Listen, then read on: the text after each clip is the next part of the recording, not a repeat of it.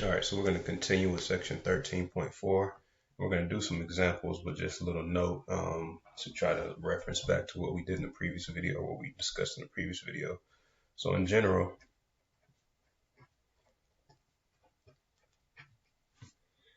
you must determine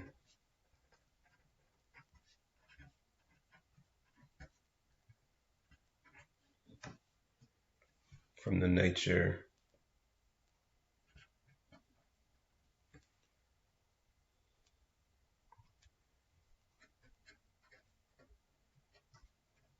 and when I say nature, I mean inherently single or multivariable. So inherently single or multivariable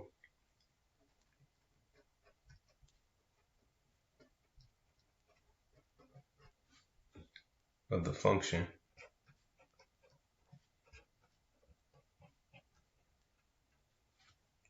if you can take an ordinary derivative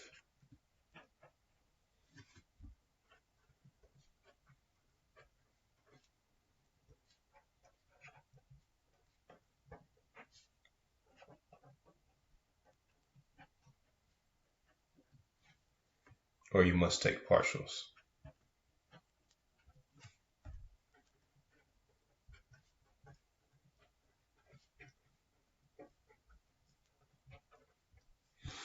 All right, so now you'll see that in the examples that we do. So we're going to start with we're on page 856 in your textbook, and we will start with number 20 on page 856. So number 20 says, in exercises 15 through 20, compute, so dw dt, and they give us that w equals the square root of x squared plus y squared minus the square root of y cubed minus z cubed, the square root of y cubed minus z cubed. And they tell us that x equals t squared, y equals t cubed, and z equals negative t cubed.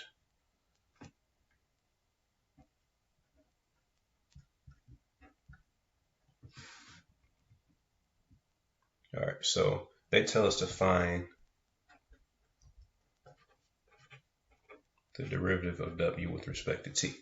And we can see by looking at this that that is the reasonable thing to find, because if we were to substitute x, y, and z in here, then we would just have w as a function of t and t alone, which is also something that you can do. So when I learned the chain rule in Calculus 1, oftentimes, I mean, it's introduced the same way, where you take the derivative of this function and you take the derivatives of those individual functions you're going to plug in, and then you put them together using some formula. You could always, if you wanted to, and for a lot of, sometimes it's easier, take the x, y, and z, plug them in there. You'll have all t's in here, and then just take your derivative like you know how to take a derivative from Calculus 1. So that's why this is really just an ordinary derivative. But using our formulas for us that we just learned, actually let's write it up here. dw dt will be the partial of w with respect to x times dx dt plus the partial of w. Now we didn't do a chart for these where we had some ordinary derivatives in there, but just gave you all the formula. So the partial of w with respect to y times dy dt plus the partial of w with respect to z times dz dt. So we're going to compute all these things, plug them in there, and then at the end we're going to make sure we substitute the x, y, and z back in there so that this answer is all in terms of t. Now I'm going to do it using the formulas. I encourage you all to try after the fact by just plugging these in there and taking the derivative that way. You're going to get the same answer. You go for whichever one is easier for you to do or to remember. Sometimes one will be easier over the other. So now w sub x, so the partial of this with respect to x here, that part doesn't have any x's in it, so the derivative of that with respect to x is going to be 0. So over here, this is the quantity x squared plus y squared raised to the 1/2. So we will get 1/2 times the inside stays the same raised to the negative 1/2, and then times the derivative of the inside, which is 2x. So for this first one, I'll write that out all the way out. And then the subsequent ones, I'm probably just going to simplify. Negative 1/2 times the derivative of the inside with respect to x is 2x, then minus 0. So while we're at it, let's go ahead and find w sub y and w sub z, and then we'll find those ordinary derivatives and put it all together. You can do it, you can find them in whichever order you'd like to though.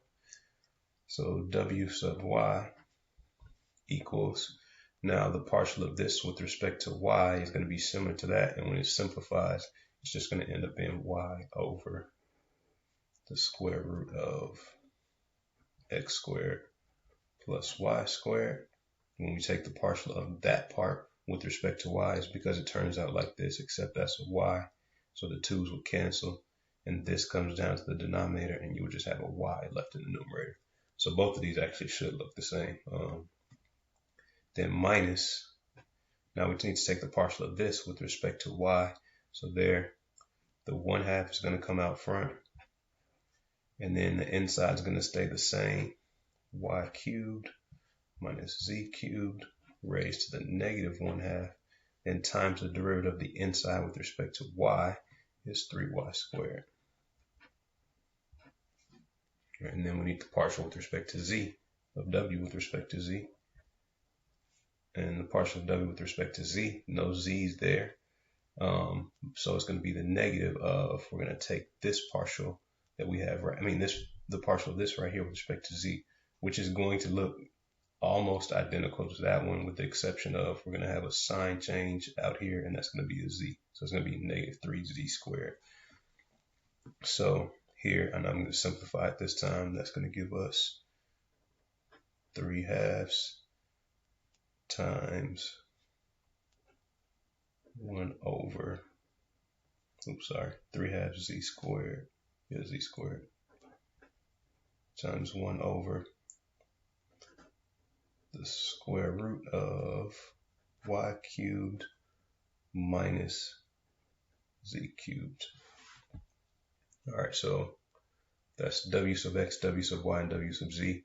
Now we need to put that into the formula with the d sub x, d sub y, and d sub z. So if you want to, you can do those in your head as you put into the formula, and just for sake of time, I'm going to do that. So dw dt is the w sub x, so w sub x is just x over the square root of x squared plus y squared, and then times dx dt, which is just going to be 2t, plus w sub y, and w sub y is this long thing right here, so that's y over the square root of x squared plus y squared, then minus 3y squared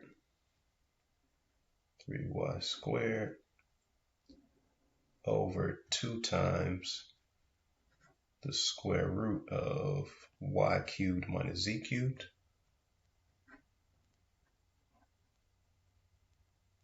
and then that times dy dt, which is 3t squared.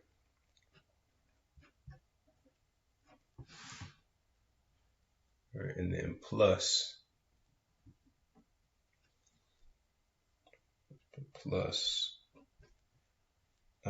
the partial of w with respect to z, and then times dz dt. So that is 3z squared over 2 times the square root of y cubed minus z cubed times the derivative of z with respect to t, which is negative 3t squared. Now we can't stop here because remember at the end our answer should be a function of t and t alone. So we need to substitute all of our x, y, and z back in there. So let's see, is this going to make things... I'm going to combine these two terms just to make it a little bit shorter and combine those two terms as well. So dw dt. So when we put our, when I say combine, just because their denominators are the same. So when we put our x and our y in for, let's just look at this term and this term right here. So our x is t squared, and then times 2t is going to give us, what did I say, t squared? 2t to the third. And then the y is t to the third. But that t to the third right there is getting multiplied by this 3t squared right there. So we get x, which is t squared, times 2t, gives us 2t to the third. And then plus y, which is t to the third, times 3t squared. So we get 3t to the fifth. And that's all over the square root of x squared plus y squared over the square root of x squared plus y squared. So x squared is t to the fourth, y squared is t to the sixth. So t to the fourth plus t to the sixth. So I just dealt with those two terms. Now I need to deal with this term and this term. So this is going to be plus, actually it looks like it'd be more z to negative. Yeah, it's actually going to be minus, so let's just go ahead and make it minus. Our, excuse me, our denominator is the same in both of them, and our numerator in both of them is going to be, so negative 3 times our y squared. Our y was t cubed, so t cubed squared is t to the 6th. So we have 3t to the 6th times 3t squared, which gives us negative 9t to the 8th. And then when we put in our z here, our z is negative t cubed. So negative t cubed squared is t to the 6th. So we get 3t to the 6th times negative 3t to the 8th. So I'm factoring out my negative sign. So what did I say? 3t to the 6th times negative 3t squared, excuse me, which gives me 9t to the 8th again. And I pulled out my negative from both of them. Then our denominator is 2 times the square root of y cubed. Y was t cubed, so that's going to be t to the 9th, excuse me, t to the 9th, minus z cubed. Z was negative t cubed, so when we take that and we cube that, we're going to get t to the 9th. Where am I? Z cubed, oh, minus the negative. I was going to say that's not good. So plus t to the 9th. And we could simplify some more things there, just summing that and summing those two things, and that will be our answer for dw dt. And try it just by plugging in the x, y, and z from the very beginning and see is it easier that way for you versus the way that we did it. All right, now let's look at number 22.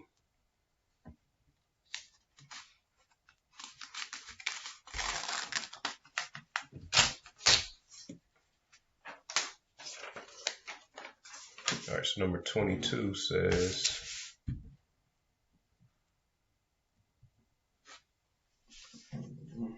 the next exercise is 21 through 24. Find the partial of w with respect to u and the partial of w with respect to v.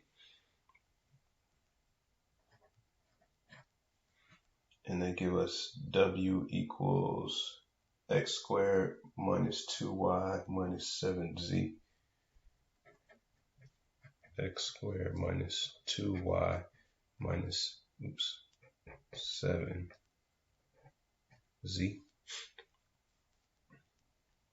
And then x is equal to v times cosine of pi minus u. X equals v times cosine of pi minus u. Y equals u times sine of pi minus v. U times sine of pi minus v. And z equals uv. All right, so they want us to find the partial of, or we can look and see if we take x, y, and z, put them in here, then when this w becomes a function of u and v. So they want us to find the partial of w with respect to u and the partial of w with respect to v. So I'll do one of them, and then for sake of time, I'll let you all do the other one. So I'm going to use our formulas. Again, you can plug all these directly in there and do it that way. I might do this one both ways. So according to our formula, the partial of w with respect to u is, what we're going to do is we're going to take the partial of w with respect to x and then multiply that by the partial of x with respect to u. And this is coming from the chart, or putting together a chart. So you can put together a chart to try to figure out this formula that I'm doing. Then plus the partial of w with respect to, now remember, I'm just doing u's. So if you're putting together your chart, you're trying to get all the paths that lead to a u. So you should have u's in all of these terms here in some shape, form, or fashion. So now I would go down the y path, the partial of w with respect to y times the partial of y with respect to u, and then plus the partial of w with respect to z times the partial of z with respect to u. That's how we're going to compute this. All right, so we're going to go and find all of these necessary partials, and then we'll plug them in there. Or actually this time, what I'll do is I'll plug them in directly, since I did them individually before. So you can see, you can jump straight to using the formula if you want to. So the partial of w with respect to x is just going to be 2x. And then times the partial of x with respect to u. So with respect to u, that v is a constant, so that's not going anywhere. And then times the derivative of cosine of pi minus u is going to give you negative sine of pi minus u times a -1, the derivative of the inside. So that's going to give us v times sine of pi minus u. And then plus the partial of w with respect to y is just -2. And then times the partial of y with respect to u is, this is u times some constant. So it's just going to be the constant. So sine of pi minus v. And then plus the partial of z with respect, the partial of w with respect to z, which is just going to be -7. And then times the partial of z with respect to u. So with respect to u, that v is a constant, so we just have some constant times u, and the derivative of that would just be our constant, which is v. So that's the partial with respect to u. I'll let you all try the partial with respect to v, but what I'll do is I'm going to do this exact same thing, but this time I'm going to plug all three of these in here first and then do it that way.